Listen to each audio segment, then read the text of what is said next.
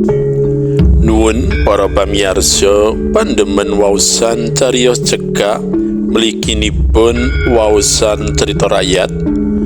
Ing kalodhangan menika kula badhe ngaturaken waosan cerita rakyat seratanipun BP Sudarsono kanthi ira-iraan kesrimpet cindhe bagian setunggal.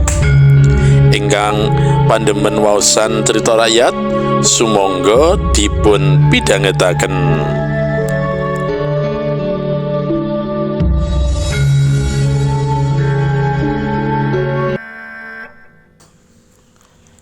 Ing taman ngiringan dalem katumenggungan tumenggung mayang lenggahan karo ingkang garwa. Seperangkat meja kursi digawe saka dangkel kayu jati tuwa, ing sisihe blumbangan isi iwak mas, nglangi sesoderan ngoyak pakan remisan sing disebarake. Bola bali ki tumenggung mayang unjal ambekan landung, tondo yen penggalihe lagi ora jenak. Nyai Tumenggung ora wani sumela atur, mung lungguh anteng ing kursi sisihe. Senajan atine kemrungsung kepengin mangerteni apa sing dadi ruwet pikire sang kakung, nunggu kanthi sabar nganti Ki Tumenggung medhar pengandikan dhewe. Srengenge wis gumlewang ulon, sunare wis ora sumelet. Angin sore krasa midit ing sangisore wit kanthil iku krasa edem. Nyi, rasane isin lan pekewo yen aku ketemu karo para narapraja lan kawula ing pajang kene, apa maneh yen lagi ana ing piswanan. Senajan ora padha wani ngomong tedha, nanging swara pating klesik rerasanan. Telonjonge rerasanan katujokake marang putraku, ya putramu lanang ontang-anting kuwi. Tindak lakune si Pabelan wis nalisir saka tata paugeran. Salah sijine tindak molimo sing banget dilarang ing tuntunan agama lan adat panguripan ing tanah Jawa lan mligine ing Pajang. Lah apa sliramu ora mireng to, Nyai? Panggresluane Tumenggung mayang. Punten dalem sewu Ki, jujur kula sampun mireng wadul aturipun para emban ing katumenggungan ngriki. Ugi sawetawis kawula ingkang mligi sowan manggi kula ugi sampun kula tainaken piyambak sedaya atur lampahan jember kala wau. Ingkang putra pun Pabelan namung mesem lan mendel. Sedaya pitutur kula boten dipun gape kados kasepelekaken. Kula namung saged pasrah dumateng Gusti Maha Wikan. Mugi kersa paring suluh pepadang mring Pabelan. Kantun kula semanggaken kersa Ki Menggung anggenipun badhe ngrenakaken ature Nyi Menggung karo semu brabak nahan tangis luwe netes mili ing pipi. Ki Tumenggung mayang ora tega deleng sambate sisiane, mangu-mangu apa sing bakal katindakake marang Raden Pabelan Taruna Bagus pideksa sembada, prigel ulah senjata lan seneng lelaku. Wis cukup umur lan wektune palakrama. Nanging sauger ditari karo Kang Rama lan ibune tansah semaya kanthi pawadyan maneka warna. Solah bawane grapya ora mbedakake kalungguhan, semanak lan lomo marang para kawula. Mung ana siji cacate, seneng laku sedeng nerak pager ayu. Ora melu iku kenya putrine Narapraja apa anake kawula negara.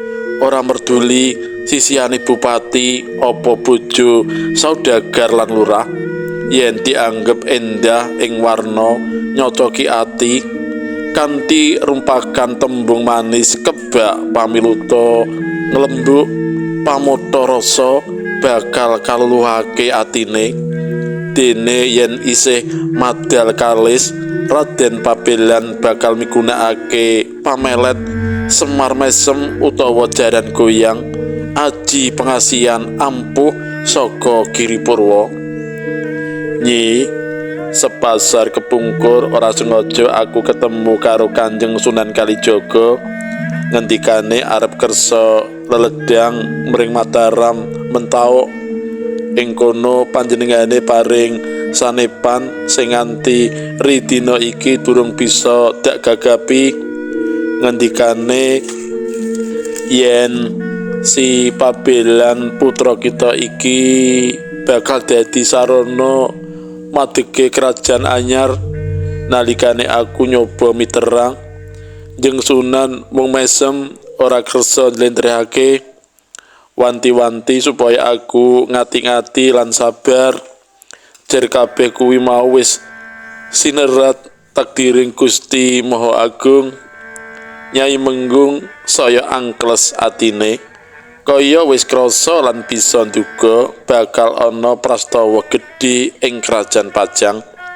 Nanging dheweke ora wani medharake, mung eluwe saya deres mili jinem sawetara ing taman katumenggungan ginawa ing pangangene sesawangan.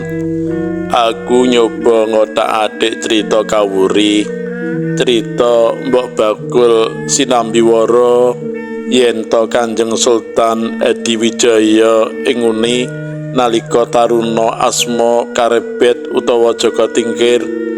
Lelakone uga sairip si Pabelan. Dheweke malah bisa dhaup karo Sekar Kedaton Demak Bintara, lagu Cidra Dusta Madune Sekar Kedaton tinulis sinandi dening pujangga Kerajaan Demak kanthi cerita Jaka Tingkir ngalahake Dadung Awuk. Sing sakbendere yen diteliti Dadung Awuk kuwi ya Sekar Kedaton dhewe, lan saiki madeg prameswari ing Pajang iki. Wose tembung Dadung Awuk kuwi sanepan saka tembung dadu lan bawuk. Dadu kuwi werna campuran abang tuwa semringah, lan bawuk iku pawadane wanita. Lho, kok ngaten ki? Kok nggih memper kados lelampahan kita nggih? Mengko gek ngendikane para sepuh menika leres yen kacang ora bakal ninggal lanjaran. Punten dalem siwu Ki Menggung. Nyi Menggung mantuk-mantuk ana esem semlempit ing antara eluh sing isin dlewer ing pipi. Tumenggung mayang kelincutan kaya diosikake lelakon kawuri nalika dheweke ninggalake desa sesela ing grobogan ngelari urutan trah Ki Ageng Sela kautus mertua sedulur tuwa Ki Ageng Enis ing Laweyan, uga kanggo nambah ngilmu agama lan guna kasantikan ing kono. Ya ing kono iku dadi dalan jodone Tumenggung mayang ketemu putrine Ki Ageng Enis lan saiki manjing lungguh ing kursi dangkal jati setya ing sisihe. Wis Nyi, ora perlu ngusik lelakon kepungkur. Aku duwe gagasan baku iki dak selarasake karo pangandikan semi sanepan pangandikane Kanjeng Sunan Kalijaga sepasar kepungkur. Raden Pabelan kudu gawe sejarah ing Pajang kene, perkara dibiji becik apa cinatur ala kuwi serat babat sing bakal nyadet.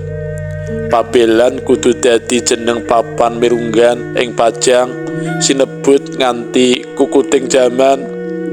Saiki timbalana Pabelan supaya enggal-enggal marak sowaning taman kene, mengko Nyai bisa melu ngrungokake apa sing bakal dak ngendikake.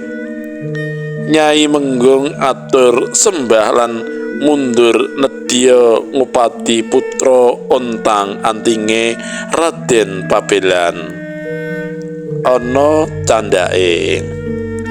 Mekaten para pamirsa pandemen mliginipun waosan cerita rakyat kalawau sampun kula babar cerita rakyat anggitanipun BP Sudarsono SG kanthi ira-irahan kesrimpet cindhe bagian setunggal.